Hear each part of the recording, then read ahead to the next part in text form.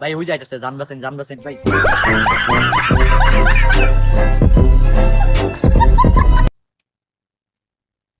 আসসালামু আলাইকুম দর্শক, দেখুন যে বাড়িটা দেখেন, চতুর্দিক দিয়ে দেখায় দেন বাড়িটা। এই যে দেখেন, ওই দিক দিয়ে দেখেন, দেখতেছেন?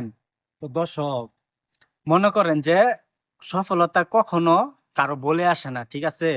কখনো সফলতা বলে আসে না। যে মানুষ যেহেতু তরমুজ বিক্রি কইরা বেটার লাইফ, জীবনের সবকিছু একটা চেঞ্জ হয়ে গেছে কয়েকটা ভিডিওতে তরমুজ বিক্রি করে। তো আমিও ইনশাল্লাহ দেখেন ফেসবুক থেকে এত পরিমাণ ডলার ইনকাম করেছি।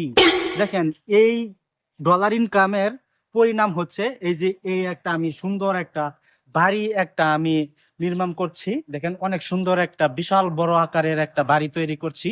তো এখানে আমার এক ছোট ভাই আছে, তাকে আমি দায়িত্ব দিয়ে গেছিলাম। তো তোমার এই বাড়িটা যে আমি তোমাকে দায়িত্ব দিয়ে গেছিলাম, কতটুকু তুমি বুঝতেছো যে কতটুকু আগাইতে পারছো বাড়িটা নিয়ে? আলহামদুলিল্লাহ অনেক টাকা গেছি, প্রায় পাঁচ কাছাকাছি প্রায় শেষ। আর কিছু অল্প কিছু আচ্ছা, আছে, ধন্যবাদ। প্লাস্টার করলে পরে তারপর কমপ্লিট হয়ে যাবে না? আচ্ছা, মানুষে যে বলে যে ফেসবুক থেকে আসলে আমি কি ডলার ইনকাম করে কি বাড়িটা তৈরি করতে পেরেছি, নাকি আমার অনেক অন্য অন্য দিক দিয়ে সাইড দিয়ে টাকা নিয়ে এসে বাড়িটা করতেছি?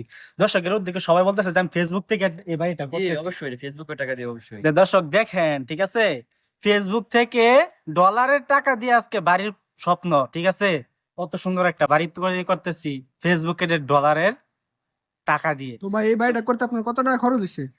ম্যাক্সিমাম তো 50 লাখ তো হবেই। 50 লাখ? হ্যাঁ, 50 লাখ প্লাস আর কি। প্লাস হবে।